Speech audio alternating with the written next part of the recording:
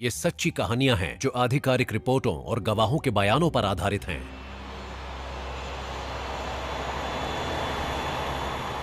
Trans air flight 671 Luxembourg airport से उड़ान भरने की तैयारी कर रही है। फोरकास्ट कह रहा है कि घंटे में मौसम खराब हो जाएगा। एल्प्स के ऊपर तो होता ही है, आम बात है। कैप्टन इंगमार बर्गलैंड स्वीडिश पायलट हैं जो एक दशक से ज्यादा समय से बोइंग 707 उड़ा रहे हैं। कैप्टन पहले मिलिट्री पायलट रह चुके थे और उसके बाद की अपनी वर्किंग लाइफ में उन्होंने फ्लाइट ही उड़ाई थी।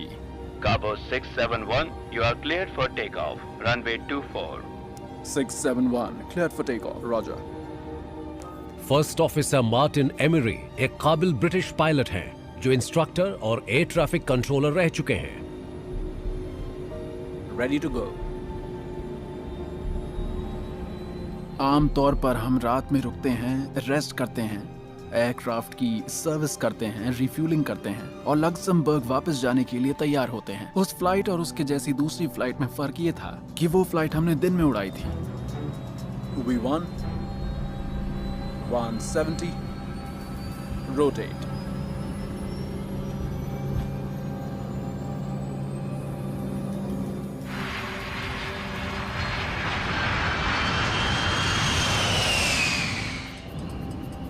फ्लाइट इंजीनियर टेरी बून पायलट्स को असिस्ट कर रहे हैं। उनका बैकग्राउंड भी cargo charter flying, passenger charter flying का ही था। बोइंग 707 के उनके फ्लाइंग आवर्स काफी ज्यादा थे और उन्हें सारे रास्तों का पता था। बोइंग 707 कार्गो प्लेन लक्समबर्ग से कानो नाइजीरिया तक 7 घंटों का सफर तय करेगा। बोइंग 707 सबसे अच्छे एयरक्राफ्ट्स में से एक था। वो लंबी दूरी की उड़ानों वाले प्लेन में सबसे बेहतर था। एल्प्स के ऊपर मौसम खराब हो रहा है। फ्लाइट 671 क्रूजिंग एल्टीट्यूड पर पहुंचती है। अचानक वो दाईं ओर घूम जाती है। कैप्टन प्लेन को लेवल करने में अपनी पूरी ताकत लगा देते हैं। अगर कैप्टन ने उतनी तेजी से रिएक्ट ना किया होता तो एयरक्राफ्ट उल्टा हो सकता था। Engine fire! 3 और 4 नंबर के इंजन में शायद आग लग गई है। Mayday, mayday, mayday. Request descent for radar landing. Roger. Turn left heading south to Marseille.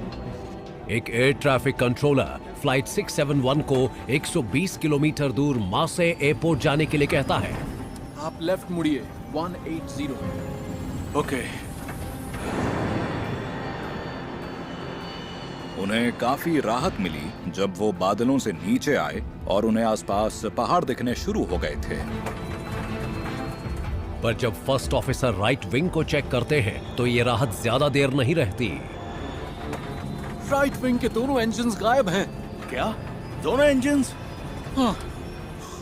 किसी एयरक्राफ्ट का एक इंजन प्लेन से अलग हो जाना बहुत ही बुरा होता है। तो जरा सोचिए, अगर प्लेन के दोनों इंजन प्लेन से अलग हो जाएं तो ऐसे में हालात कितने बुरे हो जाएंगे। अब 2 लेफ्ट इंजन्स ही काम कर रहे हैं तो प्लेन को संभालना बहुत मुश्किल है। जब राइट विंग के दोनों इंजन खराब हो जाएं और आपको लेफ्ट विंग से बहुत ज्यादा थ्रस्ट मिल रहा हो तो ऐसे में प्लेन दाईं ओर मुड़कर बहुत ज्यादा ताकत के साथ रोल करेगा और ऐसे में एयरप्लेन को बाईं ओर मोड़ना बहुत ही ज्यादा मुश्किल हो जाएगा। टर्न कीजिए 180। ओके, मैं कोशिश कर रहा हूं। ऐसा करना कैप्टन की फिजिकल कैपेबिलिटी से बाहर की बात होती है। कैप्टन बर्गलैंड किसी तरह प्लेन को मार्से की ओर मोड़ते हैं और दोनों लेफ्ट इंजन्स की पावर कम करते हैं। उन्हें लेफ्ट इंजन्स की पावर को कम करना पड़ा ताकि उन्हें हवा में रहने में मदद मिल सके और उस डायरेक्शन में जा पाएं जिसमें उन्हें जाना है।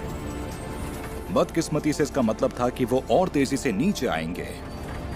एयर स्पीड क्रू की इकलौती चिंता नहीं है। मुझे मार्से के मौसम की जानकारी चाहिए थी ताकि मैं प्लान बना सकूं कि मुझे डायरेक्ट लैंडिंग करनी है या सर्किट लैंडिंग या कोई तीसरा तरीका ढूंढना है। Mayday, Mayday, Mayday, 671, request weather.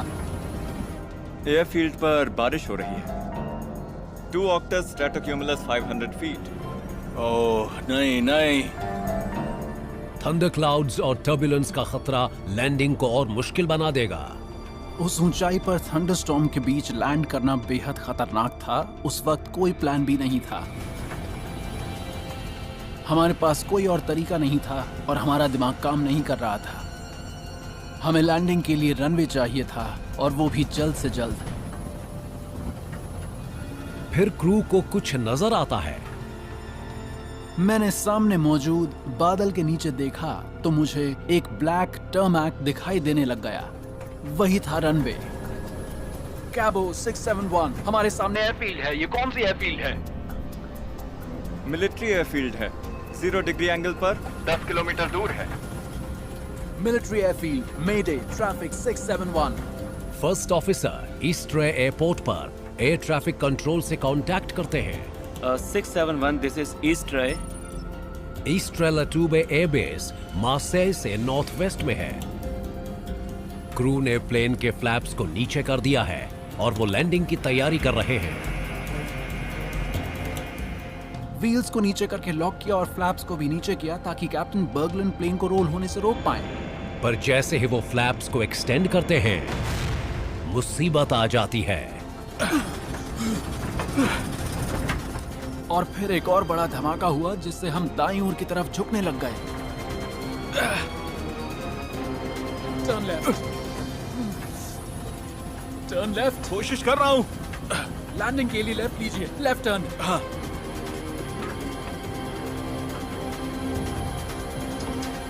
Runway miss हो गया।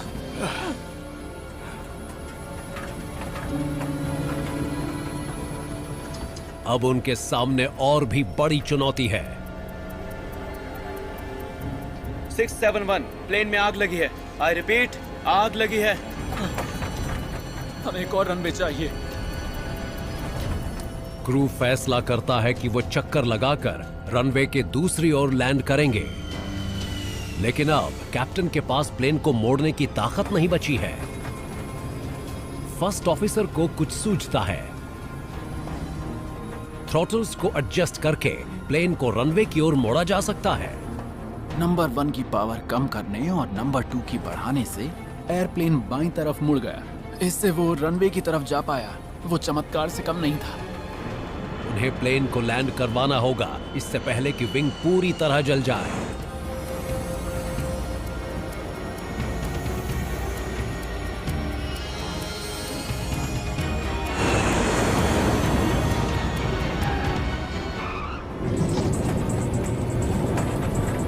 प्लेन आखिरकार जमीन पर आ जाता है, लेकिन उसका लैंडिंग गियर ब्रेक फेल हो जाता है।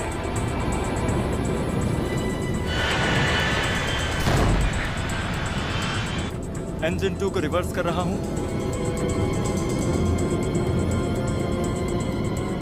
उन्होंने लेफ्ट इंजन यानी कि नंबर 2 इंजन को रिवर्स किया, जिससे उनकी तेज स्पीड कुछ कम हुई, लेकिन इससे प्लेन रनवे से बाहर बाईं ओर आ गया।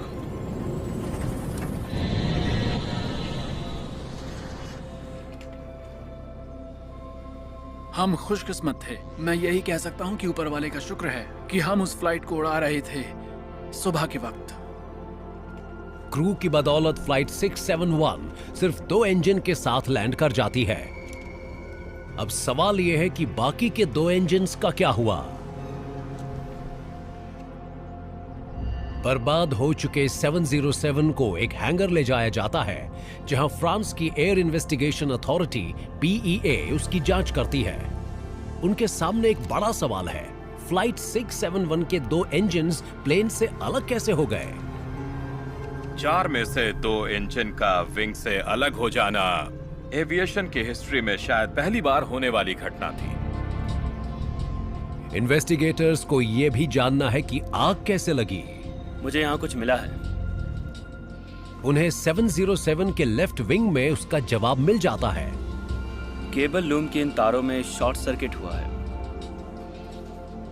जब इंजन विंग से अलग हुए तो उनके साथ इलेक्ट्रिकल वायरिंग भी अलग हो गई। उनमें से कुछ में तो उस वक्त भी पावर मौजूद थी। जब फ्लैप्स एक्सटेंड हुए तो लीक होता फ्यूल लाइव वायर्स के कांटेक्ट में आ गया और उनमें आग लग गई।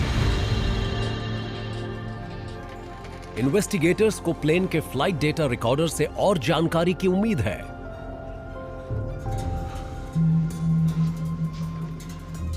ऐसा लग रहा है जैसे इंजन 3 और 4 यहां तक थ्रस्ट पैदा कर रहे हैं। ये यहां तक।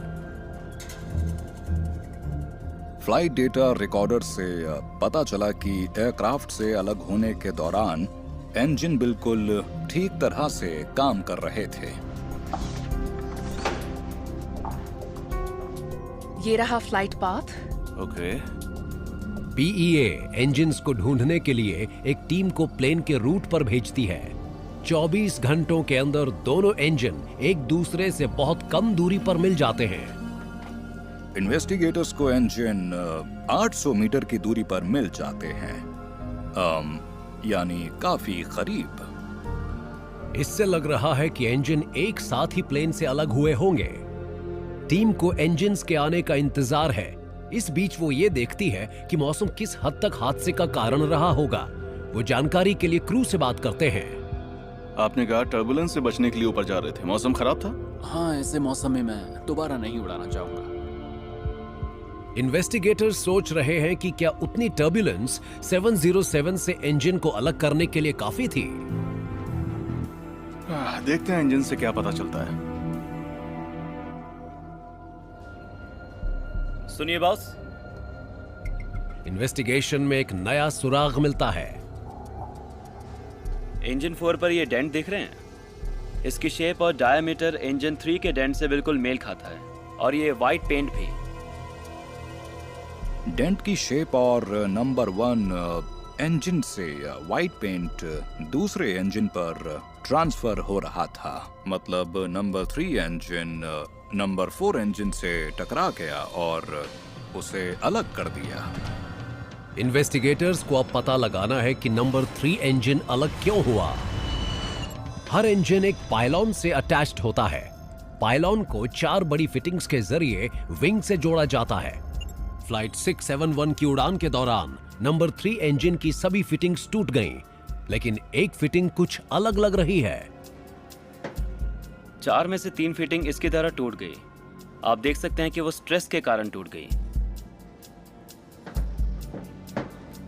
ये मिड स्पार फिटिंग थोड़ी अलग है। यहां डिस्टॉर्शन है। ये फटीग फ्रैक्चर के कारण टूटी है। समय के साथ इंजन 3 की mid spar fitting metal fatigue के कारण आए क्रैक के चलते कमजोर हो गई थी। जब ये टर्बुलेंस के कारण टूटी तो दूसरी फिटिंग भी टूट गई। इन्वेस्टिगेटर्स कमजोर फिटिंग की इलेक्ट्रॉन माइक्रोस्कोप से जांच करते हैं। ये छोटे मार्क्स देखो, ये किस चीज के हैं? ये कोरोजन पिट मार्क्स हैं। कोरोजन पिट छोटे छोटे होल होते हैं जो कि मेटल पर पानी पड़ने के कारण बन जाते हैं, और उसके बाद होता यह है कि उन पर कोरोजन हो जाता है। और इस मामले में कोरोजन पिट्स क्रैक में बदल गए और इससे मिड स्पार फिटिंग में फ्रैक्चर हो गया। मेंटेनेंस टीम को ये चीज क्यों नहीं दिखाई दी? मेंटेनेंस रिकॉर्ड से टीम को पता चलता है कि हादसे से पहले प्लेन ने 2 साल के वक्त में 2 मेंटेनेंस चेक्स को पास किया था। मेंटेनेंस चेक में खामी दिख जानी चाहिए थी। क्या इंस्पेक्शन प्रोसेस में कोई गड़बड़ थी? इन्वेस्टिगेटर्स एक मेंटेनेंस सुपरवाइजर से पूछते हैं कि फ्लाइट में इंजन फिटिंग्स अप्रूव कैसे होती हैं। आप फिटिंग को कैसे इंस्पेक्ट करते हैं? एक विजुअल इंस्पेक्शन करनी होती है कि कहीं फिटिंग के सरफेस पर कोई दरार वगैरह तो नहीं है। और वेल, क्रैक फिटिंग के अंदर भी पड़ सकते हैं। तो इसमें दिक्कत क्या है? दिक्कत यह है कि आप उन क्रैक को तब तक नहीं देख सकते जब तक आप विंग से इंजन और पायलन को अलग ना करें। बोइंग में मिड स्पार फिटिंग को डिसेंबल करने की जरूरत बिल्कुल भी नहीं थी। उनके रिस्क असेसमेंट में कहा गया कि इतने पुराने एयरफ्रेम में ऐसा करना ठीक नहीं रहेगा। और भी फिटिंग में क्रैक्स वाले 707 हो सकते हैं जिनका किसी को पता ना हो। हाँ। 1992 तक ज्यादातर 707 को पैसेंजर्स को ले जाने के हिसाब से बहुत पुराना मान लिया गया और उन्हें माल ढोने के काम में इस्तेमाल किया जाने लगा। हमें एक्शन लेना होगा जिससे ये दोबारा ना हो। इन्वेस्टिगेशन में पाया जाता है कि मिड स्पार फिटिंग में आई एक दरार ने ट्रांस एयर फ्लाइट 671 के क्रू की जान लगभग ले ही ली थी। अगर क्रू ने जज्बा ना दिखाया होता तो प्लेन कभी भी ईस्ट्रे एयरपोर्ट नहीं पहुंच पाता। उस फ्लाइट का क्रू एयरक्राफ्ट को कोई जीती जागती चीज समझ रहा था जिसे वो ऐसी कगार पर पहुंचाना नहीं चाहते थे जहां उसके चिथड़े उड़ जाए। उन्होंने उस डैमेज्ड प्लेन पर ज्यादा फिजिकल स्ट्रेस नहीं दिया और इस तरह उन्होंने उसे बचाने की हर मुमकिन कोशिश की। ये पायलट के जज्बे और मुश्किलों से लड़ने की हिम्मत को दिखाता है जो उनमें एक साथ दिखाई दी। बीईए सुझाव देती है कि मिड स्पार फिटिंग्स की इंस्पेक्शंस को सुधारा जाए ताकि छिपे हुए क्रैक को डिटेक्ट किया जा सके।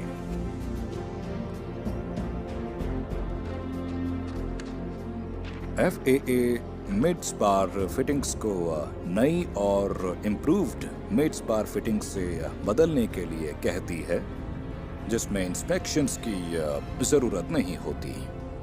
1992 में